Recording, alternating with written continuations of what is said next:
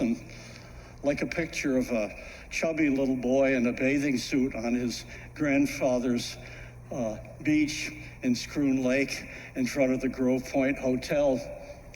Even then smiling, wearing his little suit and having a little bit of a Dunlop thing going on, and a pork pie hat on top of his head. He must have been all of 2 at that point. And he carried that same attitude to life as he went through it, really. He managed to both enjoy and experiment with life in various ways. Another story that was frequently relayed to me was Bob and his paper route. I don't know when he began that, but it was memorable. And you never know that the public image was the one where Bob was recognized and rewarded for having found a wallet and returned it to his owner. But the story that circulated in our family was a little bit different. It was the story of how after he had completed his collections, his brother Don came sprinting home saying to my mother, Bob just took all his money from the paper route and went into the hardware store, and I don't know what to do. He wouldn't listen to me. And so they had to call up the phone operator who was in the second story down in Scroon Lake and said, would you look out the window and if you can see Bob? She said, yeah, I just noticed him going into the hardware store. He said, will you send somebody to tell him to not buy anything until I get there? And my mother went down and they sorted it all out. But they were buddies long before I was ever on the scene. Sometimes it was Don who ended up going over the back of the boat because Bob pulled him up first, but they always found a way to manage to go swimming after they had been forbidden to do it. But my memories advance a little bit further. My personal memories are more of the kinds of things that happened as we led into and as we entered into the Second World War. Bob and Don were enamored with airplanes even before it all began. They had their own models and they had a lot of information, and I can remember at least one story where Bob came back shaking his head and speaking rather unkindly to a teacher who just didn't really know what a dihedral was. Bob volunteered to go up and listen. They had the air watch up on the hill behind our house, and he would go up and sit there for his hour or 2. Usually it was more because people had a bad habit of not showing up. One time he didn't take any food with him, and my mother took pity on him and sent Don up to deliver some chili. But he she didn't send any water up with him. And so when he came back, Bob came back about an hour later and said, where's the water? Because he'd eaten all that chili and then had nothing to drink after it. But both of them with that interest, they entered into the Army Air Corps because there was no Air Force in those days. Don to become eventually to go on to be a lieutenant in the armed forces. Another piece that my mother had to do because he enlisted early, almost as soon as Pearl Harbor took place, and was supposed to go in to become a weatherman. Well, military being what it was, he ended up being chosen as a gunner instead. But my mother intervened and he ended up being a navigator. But Bob was thinking about that and telling all this. So as soon as he had his chance, he also signed up to be in the military. And I always say, I've been looking up to those guys ever since. And certainly Bob was one to be looked up to. As a student in college later on, Bob would be coming up from Binghamton to represent his company. And he would always make a point of stopping to invite me to join him for lunch while I was at Union College in Schenectady.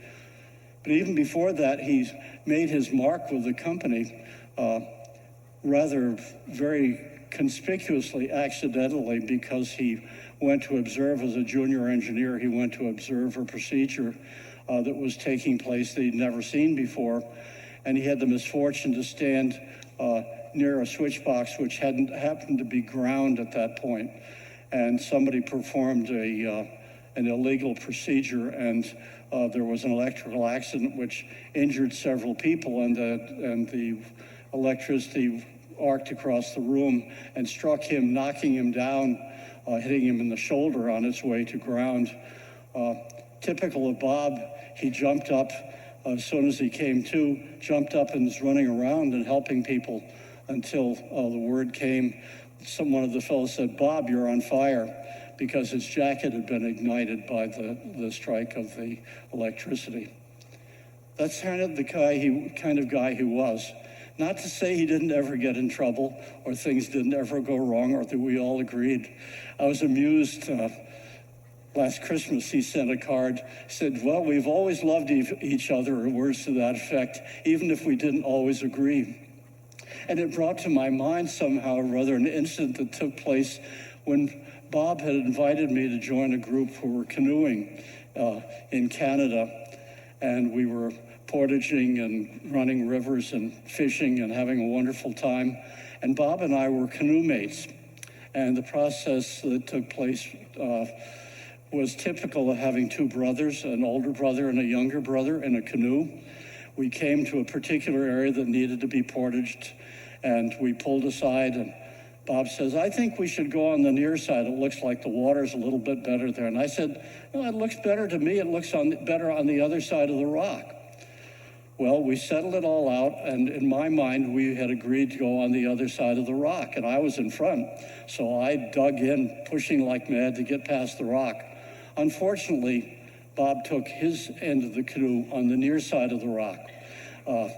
And so we hit it broadside, and since it was a borrowed canoe, we had some work to do afterwards to put it back in shape. We always had good times together, and there are lots of other stories that I could tell, but certainly if you start me afterwards or to catch me while you could hear many more of them. But I wanted to tell just a couple of other things, because somehow or other you might be wondering how an engineer and a clergyman came to be brothers and part of the same family. Not that engineers don't necessarily believe in God. I think as an engineer, sometimes there are a lot of things in science that especially make you believe in God, especially if you've seen some of the things that have gone wrong. But the truth of the matter is, God had it in for Bob. Bob was, I think, and I honestly don't know about his original religious background, although I have suspicions that I've never verified. But I do know that when he was in college, he put down his religious preference as evangelical Druid. I suspect that was because, if I remember what he told me, was he figured that way he wouldn't have any clergy bothering him to try to get him to go to church. But unfortunately for him, several things happened. One of the things that happened was early on in a visit to Elizabethtown, he was at a community dinner, and this young woman by the name of Jan Norton was waiting on him, and was so taken with him that she spilled a cup of hot coffee in his lap. Needless to say, they got his attention. And they did date, and as you all know, eventually got married. And the fruits of that union are here with us today, for which I'm very thankful. But God wasn't through with Bob yet, because Jan Norton, among her many other talents, happened to be an organist. And she played the organ in every church in town. So she went from the community church to the Episcopal church, and often filled in the Catholic church too, because she was well sought after. She breezed her way through music school in order to marry him, in fact. And as soon as they got to Binghamton, she got a job at the Presbyterian church. And I think Bob's been a Presbyterian ever since. But he wasn't still through. Bob, Scotsmen don't sometimes take a lot of lessons learning. So when Jan passed, Bob introduced in his life, who would he come up with but another religious person in the nature of Virginia, who was a faithful and devout Roman Catholic and lived out her faith in the most wonderful way and was much loved by Bob. And he often told me that fact. And I got the privilege of uniting them in matrimony. I have to admit, I had a suspicion before they actually got married, because they both came to my wedding, and it was kind of a mixed up wedding. The bishop was supposed to do it, but he couldn't be there for the rehearsal. So I was standing in for the bishop, and Jenna came up with this idea that it wasn't right for the bride to be at her own wedding. She should watch. So Jenna stood in. Now Bob was was my best man. So somehow or other, she and he ended up, almost in a position of practice weddings while I was being the bishop. I thought there was something going on there at the time. And now when we get to the point where we once again find ourselves remembering Bob and in church, and I think to myself, what is he thinking?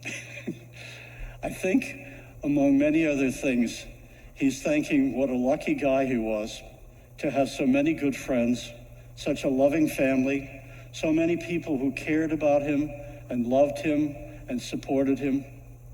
He relied on that. And I know he would tell you that he got as much as he gave. That each of you who are here today means so much to him, and that I would share my own imaginings that he's already hard at work putting a good word for you. Probably some of you more than others need that good word.